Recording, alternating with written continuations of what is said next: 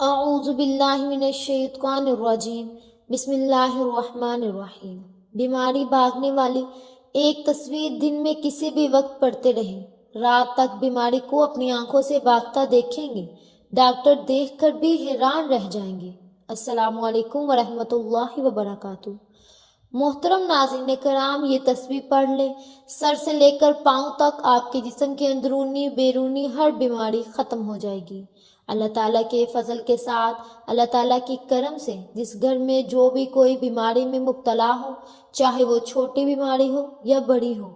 آپ کئی سالوں سے بیماری کا علاج کروا کر تھک چکے ہیں، لیکن وہ بیماری ختم ہونے کا نام نہ لے رہی ہو۔ آپ لوگ اگر خود بیمار ہیں تو خود یہ تصویر پڑھ لیں، جس کا پورا طریقہ میں آپ کو بتانے جا رہی ہوں۔ یا اگر آپ کے گھر میں کوئی بیمار ہے جس کا علاج کروا کر آپ تھک چکے ہیں، تو صبح نہار منہ یہ تصویر پڑھ کر اس پر پھونک مارتے رہیں یا اسے پانی پلا دیں تو انشاءاللہ صبح خالی پیٹ کیا گیا یہ تصویر کا عمل آپ کے جسم کے اندر اور جسم کے باہر سے جیسی بھی کوئی بیماری ہوگی انشاءاللہ وہ ختم ہو جائے گی اور آپ کو زندگی میں سکون مل جائے گا۔ یہ بات تو میرے تمام دیکھنے اور سننے والے بھائی بہن جانتے ہیں کہ قرآن مجید کے ہر حرف میں ثواب اور تاثیر ہے، شفا اور برکت ہے۔ میرے ایسے وہ تمام بھائی بہن جو دنیاوی طور پر کافی پریشان رہتے ہیں، بیماریوں کے اخراجات کی وجہ سے بہت تنگ دست ہیں اور زیادہ ذہنی دباؤ کا شکار ہو چکے ہیں، وہ ہر وقت سینے کے اوپر بوجھ سا محسوس کرتے ہیں، چھوٹی چھوٹی بات پر، ذرا سی بات پر گھبرا جاتے ہیں، ہر وقت خود کو بے چین محسوس کرتے ہیں، تو انشاءاللہ آج آپ کی خدمت میں جو عمل لے کر حاضر ہوئی ہوں، اسے میرے بتائے ہوئے طریقے کے مطابق آپ لوگ ضرور کر لینا، اور انشاءاللہ میں اللہ کے فضل سے پورے یقین سے کہتی ہوں کہ آپ کی ہر بیماری ختم ہو جائے گی۔ آج کا یہ عمل شروع کرنے سے پہلے میں آپ کو ایک بہت اہم بات بتانا چاہتی ہوں کہ جو بھی عمل یا وظیفہ جو میں آپ کو بتانے والی ہوں وہ اللہ کی طرف سے ہوتے ہوئے صبح اور شام صرف ایک بار یہ سورت پڑھ لیں، گھر میں جہاں دیکھیں ہر طرف سے رزق ہی رزق نکلنا شروع ہو جائے گا۔ محترم ناظرین کرام، آج ہم آپ کو حلال دولت حاصل کرنے کے حوالے سے ایک ایسی صورت کا عمل بتانے جا رہے ہیں جس کو پڑھنے سے انشاءاللہ آپ کی دولت حاصل کرنے کی پریشانی ختم ہو جائے گی، اور اس صورت کی برکت سے انشاءاللہ آپ کو بہت زیادہ دولت ملنا شروع ہو جائے گی، اور اس صورت کی برکت سے انشاءاللہ آپ کو بہت زیادہ دولت ملنا شروع ہو جائے گی۔ ناظرین، ایک بات زندگی میں ہمیشہ یاد رکھیں کہ دعا ہمیشہ اس وقت قبول ہوتی ہے جب انسان حلال رزق کماتا ہے اور حلال رزق کماتا ہے اور کھاتا ہے۔ اگر آپ چاہتے ہیں کہ آپ کی دعائیں بھی قبول ہوں تو ایک چھوٹی سی تسبیح پڑھ لیں کہ حضرت ابراہیم علیہ السلام کے بتائے ہوئے طریقے کے مطابق بہت سے مشائخ سے پوچھا کہ میں رزق حلال کہاں سے لاؤں اور کس طرح حاصل کروں، تو مشائخ نے فرمایا کہ اگر تم رزق حلال کے طالب ہو تو شام چلے جاؤ، وہاں تمہیں رزق حلال کمانے کے بہت سے مواقع مل جائیں گے۔ لہٰذا میں نے ملک شام کا سفر شروع کر دیا اور اس کے ایک شہر میں پہنچ گیا، وہاں کافی دن رہا اور لوگوں سے معلوم کرتا رہا کہ میں کون سا کام کروں جس سے مجھے رزق حاصل ہو جائے، لیکن کوئی بھی میری صحیح رہنمائی نہیں کر پا رہا تھا۔ آخرکار کیا ہوا، میں نے وہاں کے ایک مشائخ کی خدمت میں اپنا مسئلہ پیش کیا تو انہوں نے فرمایا کہ اگر تم رزق حلال کے طالب ہو تو شہر ترموز چلے جاؤ، وہاں تمہیں رزق حاصل ہو جائے گا۔ چنانچہ میں ترموز شہر پہنچ گیا، مہمان رزق حلال کی تلاش میں گھومتا پھرتا رہا۔ ایک دن میں سمندر کے ساحل پر پہنچ گیا تو وہاں ایک شخص میرے پاس آیا اور کہنے لگا مجھے اپنے انگور کے باغ کے دیکھ بھال کرنے والا ایک انسان کی ضرورت ہے، کیا تم اجرت پر میرے باغ کی دیکھ بھال کر سکتے ہو؟ تو میں نے کہا جی ہاں، میں تیار ہوں۔ وہ شخص مجھے اپنے باغ میں لے گیا جہاں میں نے خوب محنت اور لگن سے کام کیا۔ مجھے اس باغ میں کام کرتے ہوئے کافی دن گزر گئے۔ ایک دن باغ کا مالک اپنے چند دوستوں کے ساتھ باغ میں آیا اور مجھے کہنے لگا کہ ہمارے لیے بہترین قسم کے میٹھے انگور توڑ کر لاؤ۔ مالک کے حکم کی تعمیل کرتے ہوئے میں نے ٹوکری اٹھائی اور ایک بیل سے انگور توڑ کر ان کے سامنے رکھ دیے۔ جب باغ کے مالک نے انگور کا ایک دانہ کھایا تو وہ انگور کھٹا نکلا۔ اس نے کہا تم پر افسوس ہے، تم اتنے دنوں سے اس باغ میں کام کر رہے ہو لیکن ابھی تک تمہیں کھٹے میٹھے انگوروں کی پہچان ہی نہیں ہو سکی، حالانکہ تم تو یہاں سے خوب انگور کھاتے ہو۔ ناظرین وہ فرماتے ہیں کہ میں نے باغ کے مالک کو جواب دیا، اللہ کی قسم میں نے آج تک اس باغ کے انگور کا ایک دانہ تک نہیں چکھا، پھر مجھے کھٹے اور میٹھے انگوروں کی پہچان کس طرح ہو سکتی ہے؟ مجھے تو آپ نے صرف اس بات کی دیکھ بھال کے لیے رکھا تھا، لہٰذا میں صرف اس بات کی دیکھ بھال کرتا رہا اور اس باغ کے انگوروں کا ایک دانہ بھی نہیں کھایا۔ ناظرین وہ فرماتے ہیں کہ میری بات سن کر وہ مالک اپنے دوستوں سے مخاطب ہوا کہ تمہاری کیا رائے ہے، تم اس انسان کے بارے میں کیا کہتے ہو؟ کہا اس سے بھی عجیب بات ہو سکتی ہے کہ ایک شخص باغ کے اتنے عرصے تک دیکھ بھال کرے اور اپنا کام اتنی ایمانداری سے کرے کہ کبھی اس نے باغ سے ایک دانہ بھی نہ کھایا ہو۔ یہ شخص تو ابراہیم بن آدم کی طرح متقی اور ایماندار معلوم ہوتا ہے۔ ناظرین آپ فرمانے لگے کہ جناب میں ہی ابراہیم بن آدم ہوں۔ تو ناظرین آپ کی اس ایمانداری کے بارے میں سنتے ہی سب حیران رہ گئے کہ اتنا ایماندار متقی اور پرہیزگار انسان اس باغ میں اتنی ایمانداری سے کام کر رہا ہے، سبحان اللہ۔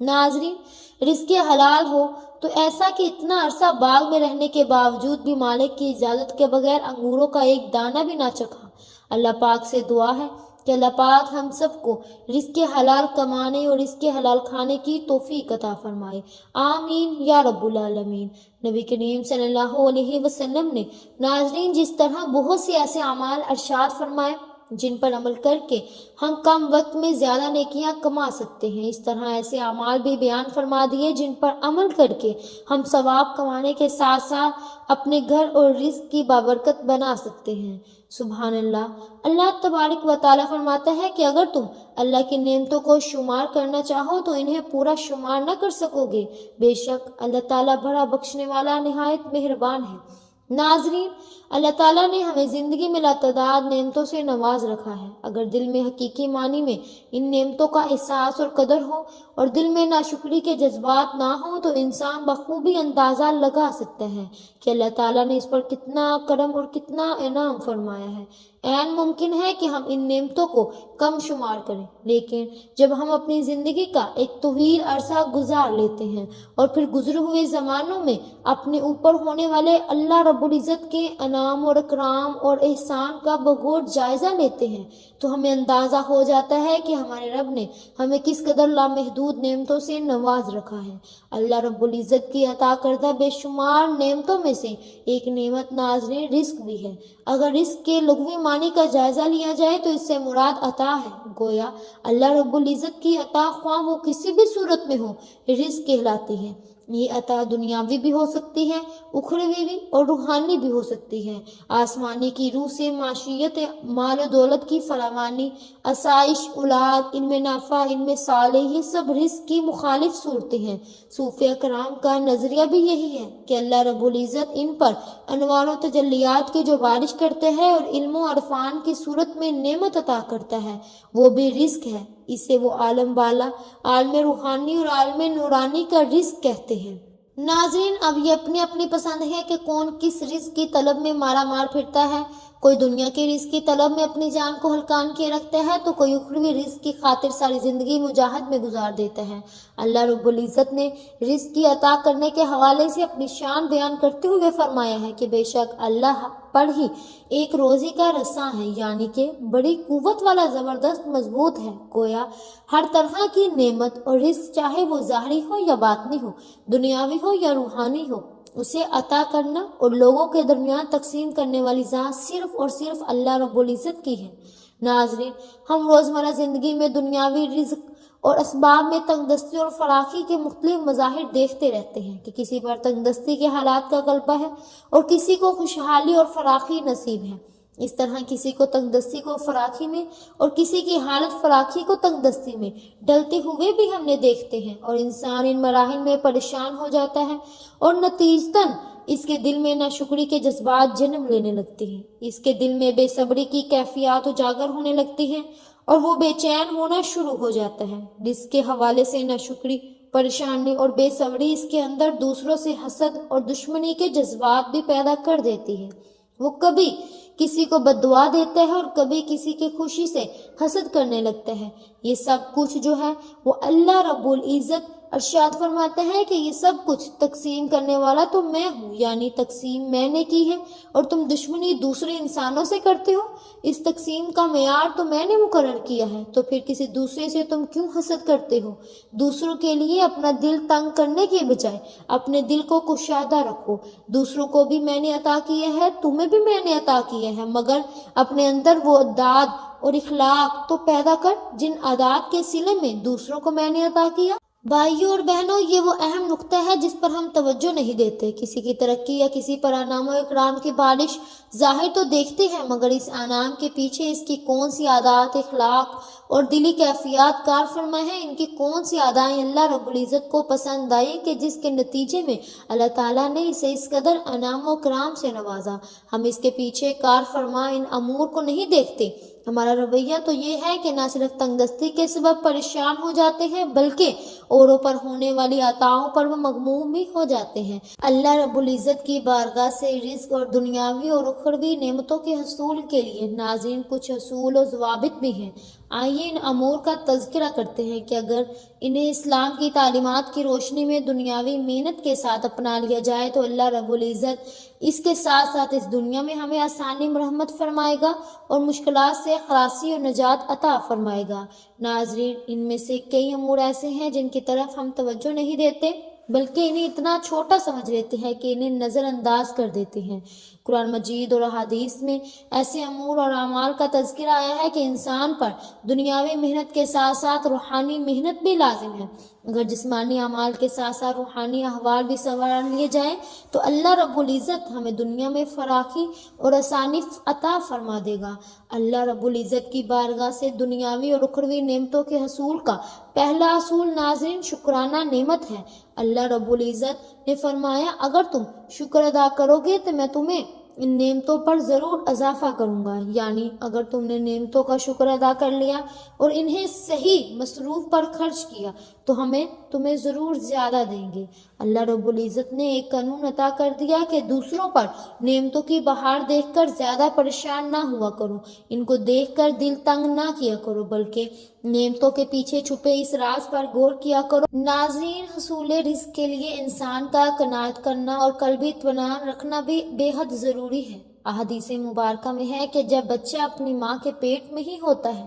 تو اللہ تعالیٰ اس بچے کے حوالے سے ایک فرشتوں کو 4 باتوں یعنی ان کے عمل، اس کے رزق، اس کی مدت زندگی اور اس کے نیک اور بد اعمال لکھنے کا حکم دے دیتا ہے۔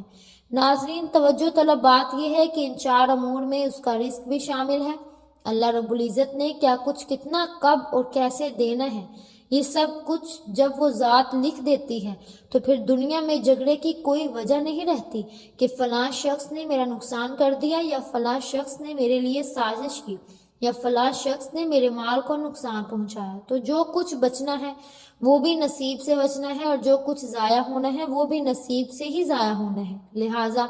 اللہ تعالیٰ کے حضور اپنے دل میں اطمینان رکھا کریں، لیکن تدبیر بھی لازمی کیا کریں کیونکہ وہ حکم شرعی ہے، لیکن تدبیر کے نتیجے میں پھر جو کچھ بھی رونما ہو جائے اس پر اپنے دل کو راضی کرنا ہے۔ جب ہم اپنے دل میں اطمینان پیدا کر لیں گے تو اللہ رب العزت بھی ہم سے راضی ہو جائے گا۔ جس کو کسی تقسیم، یقیناً اللہ رب العزت فرماتا ہے کہ کس کو کم اور کس کو زیادہ دینا ہے۔ اگر کسی کو اللہ رب العزت زیادہ دے دے اور اس کے دل میں خیال آئے کہ شاید مجھ پر اللہ کا کرم زیادہ ہے تو اس حوالے سے بھی ناظرین یہ بات ذہن میں رکھیے کہ اللہ رب العزت کبھی کسی کو دے کر آزماتا ہے اور کبھی کسی کو نہ دے کر آزماتا ہے۔ انسان خیال کرتا ہے کہ مجھے کم کیوں دیا ہے؟ کم اس لیے دیا کہ عین ممکن ہے کہ ہم مال و دولت کی فراوانی میں یوں گم ہو جاتے کہ کسی مرحلے پر اپنے ایمان سے بھی ہاتھ دھو بیٹھتے۔ ہم اس مال و دولت کی فراوانی کو سنبھال ہی نہ پاتے اور لوگوں کے ساتھ ظلم و زیادتی کا ارتکاب کر بیٹھتے۔ ہم نہیں جانتے کہ اللہ رب العزت کا امر کیا تھا، بس اس نے بڑی تکلیف اور آزمائش سے بچانے کے لیے چھوٹی تکلیف دے کر اپنے بندوں کو محفوظ فرما لیا۔ اللہ رب العزت فرماتے ہیں کہ کیا وہ لوگ یہ گمان کرتے ہیں کہ اللہ تعالیٰ نے ان کو کم دیا ہے، حالانکہ وہ غلطی میں ہیں۔ اس لیے محترم ناظرین کرام، اللہ پاک نے یہ معاملہ کیوں فرمایا ہے؟ حالانکہ یہ معیشت کی تقسیم کم یا زیادہ رزق میں تنگی یا خوشحالی، یہ تمام امر الہی سے ہے، اور ہم یہ نہیں جانتے کہ اللہ تعالیٰ نے ایسا کیوں کیا ہے، لیکن ہم اس بات کی تلقین کر دی گئی ہے کہ اللہ رب العزت کی عطا پر راضی ہونا سیکھیں۔ جب بندہ اللہ کی رضا پر راضی ہو جاتا ہے تو وہ ذات بندے کو ان تکالیف اور پریشانیوں سے نجات فرما دیتی ہے۔ بھائیوں اور بہنوں، رزق میں اضافہ اور فراوانی کا تیسرا حصول اور رزق دعا ہے۔ قرآن مجید کی ایک آیت اور حدیث مبارکہ میں موجود ہے کہ انسان کو ملنے والی ساری نعمتیں، عطائیں، خوشحالی، تنگ دستی، آزمائش، فراوانی، سب کچھ اللہ رب العزت نے لکھا ہوا ہے۔ جب سب کچھ اسی کا عطا کرتا ہے تو پھر ہر پریشانی کا علاج دنیا میں جھگڑنے میں اور نہ ہی کسی کے دل کو تنگ کرنے میں ہے، نہ کسی کی غیبت کرنے میں ہے، اور نہ کسی کے بارے میں بری بات کہنے میں ہے، بلکہ ہر مسئلے کا حل اس کے حضور سجدہ ریز ہو کر دعا کرنے اور اس مالک حقیقی سے مانگنے میں ہے کہ مولا مجھے بھی عطا فرما، میری تکلیفوں کو بھی دور فرما اور میری آزمائش کو بھی حل فرما۔ قرآن مجید، احادیث مبارکہ، بزرگان دین اور مفسرین کا اتفاق ہے کہ دنیا کی ہر پریشانی، آزمائش، تکلیف، ہر مالی تنگی کا علاج توبہ اور استغفار میں ہے۔ مفسرین کی اس دلیل کے طور پر درج ذیل آیت مبارکہ پیش کرتے ہیں، جس میں ارشاد باری تعالیٰ ہے کہ پھر میں نے کہا کہ تم اپنے رب سے بخشش طلب کیا کرو، بے شک وہ بڑا بخشنے والا ہے، وہ تم پر بڑی زوردار بارش بھیجے گا اور تمہاری مدد کرے گا، اولاد کے ذریعے فرمائے گا اور تمہارے لیے باغات اگائے گا اور تمہارے لیے نہریں جاری کر دے گا۔ ناظرین، بہت سارے اعمال اور پریشانیاں ایسی ہوتی ہیں کہ بندہ سوچتا ہے کہ اتنے سال ہو گئے مگر اولاد نہیں ملی، اتنے سال ہو گئے مگر میری مالی مشکلات حل نہیں ہوئی۔ ان مشکلات کو مد نظر رکھتے ہوئے اگر ایک لمحہ ہم اپنے اعمال کی طرف بھی نگاہ ڈال لیں تو ہمیں معلوم ہو جائے کہ کوئی ایسا عمل ہے کہ جس پر مجھے توبہ کی حاجت ہے، کچھ تو میری زندگی میں ایسا ضرور ہے کہ جس پر ابھی بھی میں نے اللہ رب العزت کے حضور توبہ اور استغفار نہیں کیا، اور اس کے حضور مناجات اور استغفار نہیں کیا، اور اس کے حضور مناجات نہیں کی، جس کی وجہ سے یہ بندشیں نہیں ہٹتی۔ اس آیت میں اس امر کی طرف توجہ مبذول کروائی گئی ہے کہ اگر تم توبہ کر لو تو اللہ بڑا بخشنے والا اور مہربان ہے، اس کے نتیجے میں اللہ تعالیٰ تمہیں فراوانی، آسائش اور آسانیاں عطا فرمائے گا اور مشکلات دور فرما دے گا۔ ناظرین، سیدنا امام حسن بصری رحمۃ اللہ علیہ کی بارگاہ میں 4 اشخاص آئے، ان میں سے ایک نے اپنی مشکل بیان کی کہ ہمارے یہاں بہت قحط سالی ہے، دوسرے نے کہا کہ ہمارے یہاں تنگ دستی ہے، تیسرے نے کہا حضور اولاد نہیں ہے، چوتھے نے کہا میرا باغ خشک ہو چکا ہے، پھل نہیں دیتا۔ ناظرین، آپ نے چاروں سے فرمایا کہ جاؤ اور اللہ کے حضور توبہ کرو اور اس سے معافی مانگو۔ آپ کے ساتھیوں میں سے کسی نے کہا کہ حضرت یہ 4 الگ الگ مسائل تھے، لیکن آپ نے چاروں کو ایک ہی وظیفہ بتا دیا کہ جا کر اللہ سے معافی مانگو، بھلا اس کا کیا مطلب ہے؟ تو آپ نے فرمایا کہ میں نے ان سے یہ اپنی طرف سے نہیں کہا بلکہ ایک قرآن کا حکم فرمایا ہے۔ پھر آپ نے ایک آیت کی تلاوت فرمائی اور کہا کہ ان لوگوں کے تمام مسائل کا حل ان آیات کے اندر توبہ کی صورت میں مذکور ہے۔ استغفار اور توبہ کا ثمر یہ ہے کہ اللہ تعالیٰ تمہیں وسعت، رزق اور خوشحالی سے نوازے گا اور تمہیں اس طرح کے عذاب سے نیست و نابود نہیں فرمائے گا جیسا کہ تم نے پہلی قوموں کو نیست و نابود کر دیا گیا تھا۔ اس آیت کے حوالے سے دیگر مفسرین بیان فرماتے ہیں کہ اس آیت میں استغفار اور رزق کا تعلق ایسا ہے جیسے کوئی شرط رکھی جائے اور اس شرط کے بعد اجر کا ملنا لازم ہو، گویا اللہ تعالیٰ نے توبہ بطور شرط رکھی ہے اور اس کے ساتھ رزق کی کشادگی اور خوشحالی بطور اجر رکھا ہے، یعنی توبہ کرنے پر اللہ رب العزت ضرور خوشحالی عطا فرمائے گا۔ حضرت عبداللہ ابن عباس رضی اللہ تعالیٰ عنہ سے مروی ہے کہ حضور پاک صلی اللہ علیہ وسلم نے فرمایا کہ جو شخص بکثرت استغفار کرتا ہے اللہ تعالیٰ اسے ہر غم سے چھٹکارا عطا فرماتا ہے اور ہر تنگی سے نجات عطا فرماتا ہے اور اسے ایسی راہوں سے رزق عطا فرماتا ہے جس کا اسے وہم و گمان بھی نہیں ہوتا۔ ناظرین، اپنے عمل کی طرف بڑھتے ہوئے آپ کو بتاتے چلے کہ یہ سورت آپ نے صبح کے وقت پڑھنی ہے جو آپ کو بتانے جا رہی ہوں۔ صبح فجر کی نماز ادا کرنے کے بعد آپ نے یہ سورت پڑھنی ہے اور ساتھ میں آپ نے ایک آیت پڑھنی ہے، سورہ واقعہ اور سورۃ الطارق۔ یہ دونوں صورتیں فجر اور مغرب کے بعد ایک ایک مرتبہ پڑھنے کا اپنا معمول بنا لیجئے۔ فجر کی نماز کے بعد 70 مرتبہ پابندی سے یہ آیت پڑھا کریں، انشاءاللہ رزق کی تنگی سے محفوظ رہیں گے۔ محترم ناظرین کرام، وہ آیت سورہ شورى کی آیت نمبر 19 ہے آپ نے یہ فجر کی نماز کے بعد 70 مرتبہ پابندی سے پڑھنا ہے، اپنا معمول بنا لیجئے۔ آپ صلی اللہ علیہ وسلم نے یہ دعا پڑھنے کا حکم دیا جو کہ رزق میں بہت زیادہ اضافہ کر دیتی ہے، بہت زیادہ برکت ڈال دیتی ہے۔ ناظرین، سورہ واقعہ اور سورۃ الطارق پڑھنے کے بعد آپ نے 70 مرتبہ یہ تسبیح پڑھنی ہے، اور اس کے بعد ایک تسبیح یعنی 100 مرتبہ استغفر اللہ کی تسبیح پڑھنی ہے، اور پھر آپ کا عمل مکمل ہو جائے گا۔ حضور پاک صلی اللہ علیہ وسلم نے فرمایا کہ جو شخص ہر رات میں سورہ واقعہ پڑھے گا اس کو کبھی فاقہ نہیں ہوگا، اور جس نے استغفار کو اپنے اوپر لازم کر لیا، اللہ عز و جل اس کی ہر پریشانی دور فرمائے گا اور ہر تنگی سے اسے راحت عطا فرمائے گا، اور اسے ایسی جگہ سے رزق عطا فرمائے گا جہاں سے اسے گما بھی نہیں ہوگا۔ محترم ناظرین کرام، اللہ رب العزت سے دعا ہے کہ اللہ رب العزت میرا سنانا اور آپ کا سننا اپنی بارگاہ الہی میں قبول و منظور فرمائے، آپ کی اور میری اور تمام مسلمانوں کی تمام حاجات کو پورا فرمائے، تمام مشکلات کو، تنگ دستیوں کو دور فرمائے۔ اللہ پاک جس کے دل میں جو نیک جائز حاجات اور خواہشات ہیں، اللہ پاک انہیں پورا فرمائے، آمین یا رب العالمین۔ امید ہے کہ آپ کو ہماری آج کی ویڈیو بہت پسند آئی ہوگی۔ اگر آپ کو ہماری آج کی ویڈیو پسند آئی تو ہمارے چینل پاکیزہ وظائف کو سبسکرائب کریں، لائک کریں اور شیئر کریں۔ ملتے ہیں اگلی ویڈیو میں، تب تک کے لیے اپنا بہت سا خیال رکھیے گا۔ اللہ حافظ۔